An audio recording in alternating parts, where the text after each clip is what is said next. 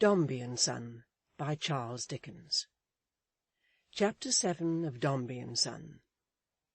A bird's-eye glimpse of Miss Tox's dwelling-place, also of the state of Miss Tox's affections.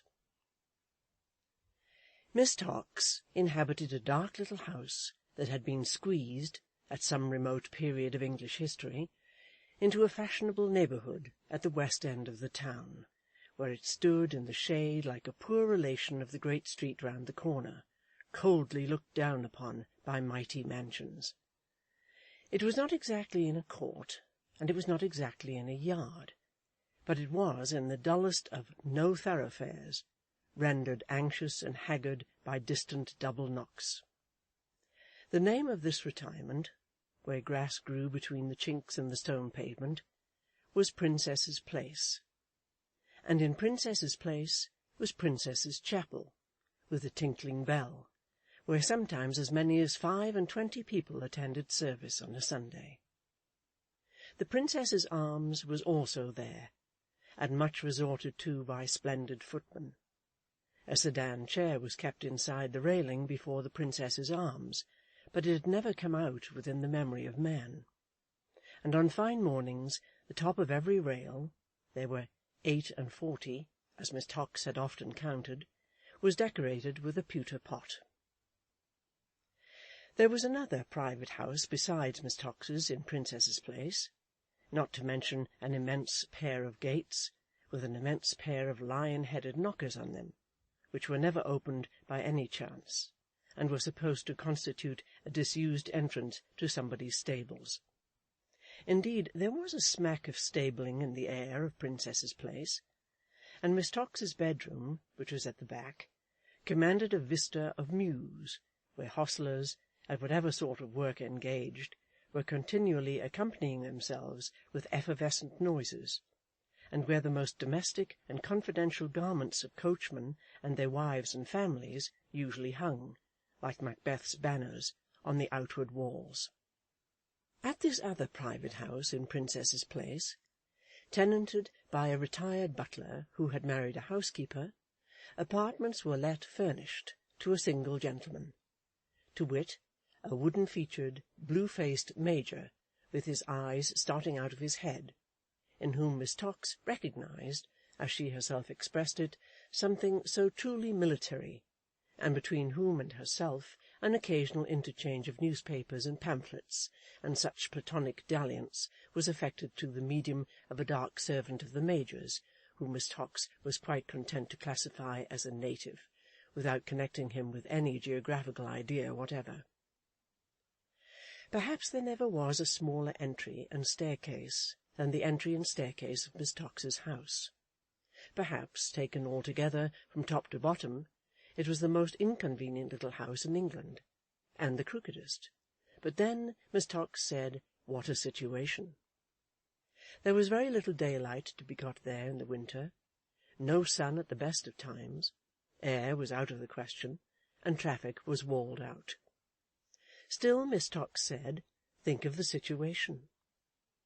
So said the blue-faced Major, whose eyes were starting out of his head, who gloried in Princess's Place, and who delighted to turn the conversation at his club, whenever he could, to something connected with some of the great people in the great street round the corner, that he might have the satisfaction of saying they were his neighbours.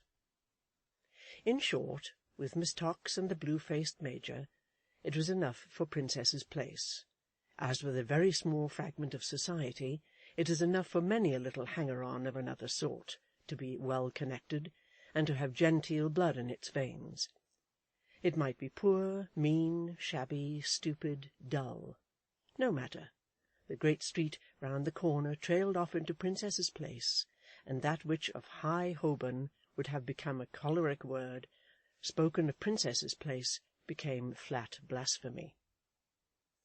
The dingy tenement inhabited by Miss Tox was her own, having been devised and bequeathed to her by the deceased owner of the fishy eye in the locket, of whom a miniature portrait with a powdered head and a pigtail balanced the kettle-holder on opposite sides of the parlour fireplace. The greater part of the furniture was of the powdered head and pigtail period, comprising a plate-warmer, always languishing and sprawling its 4 attenuated bow legs in somebody's way, and an obsolete harpsichord, illuminated round the maker's name with a painted garland of sweet peas. In any part of the house, visitors were usually cognizant of a prevailing mustiness, and in warm weather Miss Tox had been seen apparently writing in sundry chinks and crevices of the wainscot with the wrong end of a pen dipped in spirits of turpentine.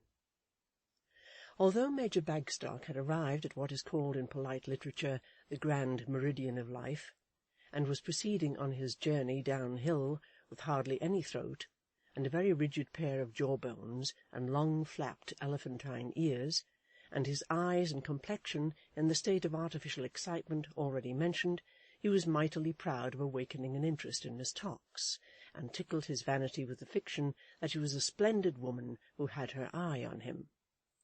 This he had several times hinted at the club, in connection with little jocularities, of which old Joe Bagstock, old Joey Bagstock, old J. Bagstock, old Josh Bagstock, or so forth, was the perpetual theme, it being, as it were, the Major's stronghold and donjon keep of light humour, to be on the most familiar terms with his own name. "Joey be, sir," the Major would say, with a flourish of his walking-stick, "is worth a dozen of you. If you had a few more of the Bagstock breed among you, sir, you'd be none the worse for it. Old Joe, sir, needn't look far for a while even now, if he was on the look-out. But he's hard-hearted, sir, is Joe. He's tough, sir, tough, and devilish sly." After such a declaration, wheezing sounds would be heard, and the Major's blue would deepen into purple, while his eyes strained and started convulsively. Notwithstanding his very liberal laudation of himself, however, the Major was selfish.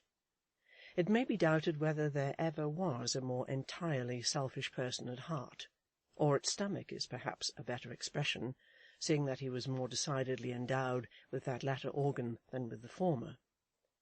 He had no idea of being overlooked or slighted by anybody, least of all had he the remotest comprehension of being overlooked and slighted by Miss Tox. And yet Miss Tox, as it appeared, forgot him, gradually forgot him. She began to forget him soon after her discovery of the Toodle family. She continued to forget him up to the time of the christening.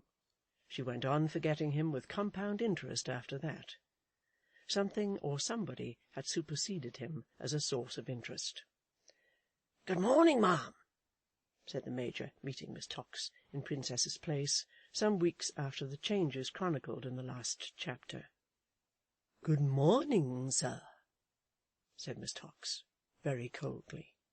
"Joe Bagstock, ma'am," observed the Major with his usual gallantry, "has not had the happiness of bowing to you at your window for a considerable period. Joe has been hardly used, ma'am. His son has been behind a cloud." Miss Tox inclined her head, but very coldly indeed. "Joe's luminary has been out of town, ma'am, perhaps?" inquired the Major. "I? Out of town? Oh, no, I have not been out of town," said Miss Tox. "I have been much engaged lately. My time is nearly all devoted to some very intimate friends. I am afraid I have none to spare even now. Good morning, sir." As Miss Tox, with her most fascinating step and carriage, disappeared from Princess's Place, the Major stood looking after her with a bluer face than ever, muttering and growling some not at all complimentary remarks. "Why, damme, sir," said the Major, rolling his lobster eyes round and round Princess's Place, and apostrophising its fragrant air, "6 months ago the woman loved the ground Josh Bagstock walked on. What's the meaning of it?" The Major decided, after some consideration, that it meant man-traps, that it meant plotting and snaring, that Miss Tox was digging pitfalls. "But you won't catch Joe, ma'am," said the Major. "He's tough, ma'am. Tough is J.B., tough and devilish sly." Over which reflection he chuckled for the rest of the day. But still, when that day and many other days were gone and past, it seemed that Miss Tox took no heed whatever of the Major, and thought nothing at all about him.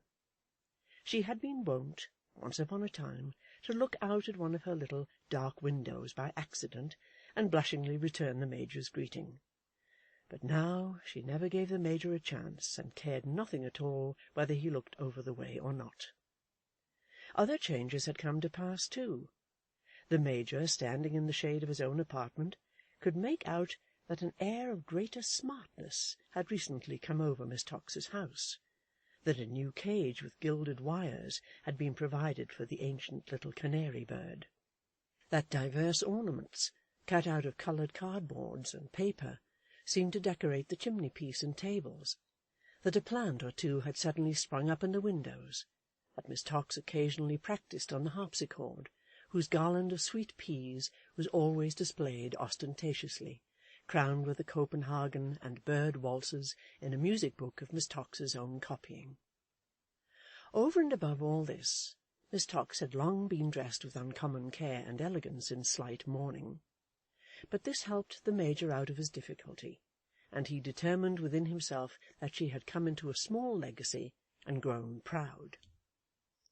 It was on the very next day after he had eased his mind by arriving at this decision, that the Major, sitting at his breakfast, saw an apparition so tremendous and wonderful in Miss Tox's little drawing-room that he remained for some time rooted to his chair, then, rushing into the next room, returned with a double-barrelled opera-glass, through which he surveyed it intently for some minutes.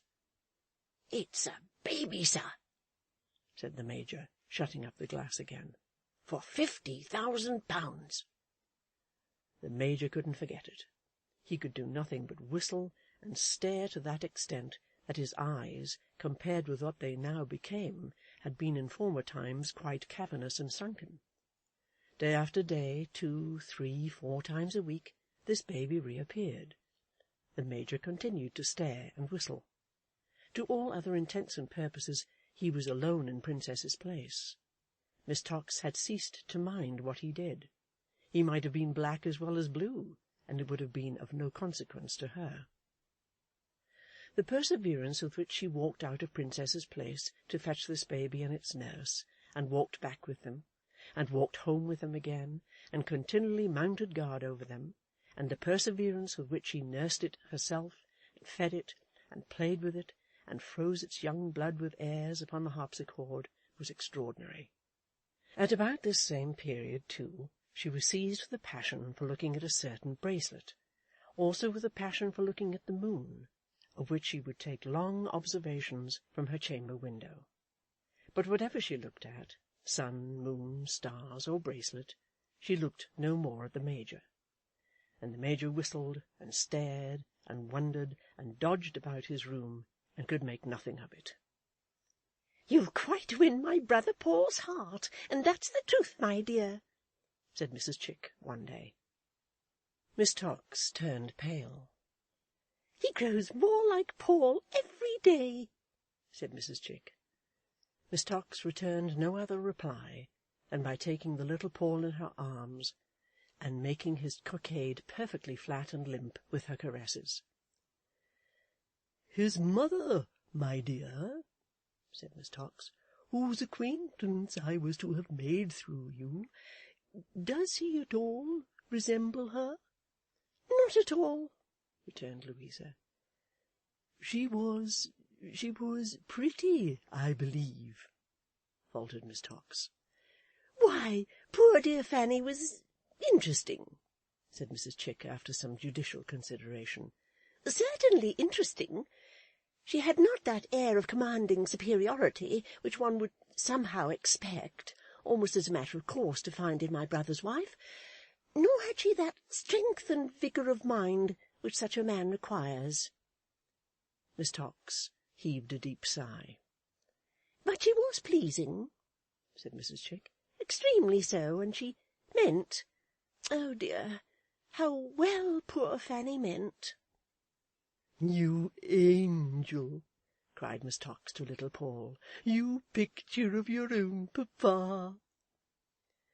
If the Major could have known how many hopes and ventures, what a multitude of plans and speculations rested on that baby head, and could have seen them hovering in all their heterogeneous confusion and disorder round the puckered cap of the unconscious little Paul, he might have stared indeed. Then would he have recognized among the crowd some few ambitious motes and beams belonging to Miss Tox.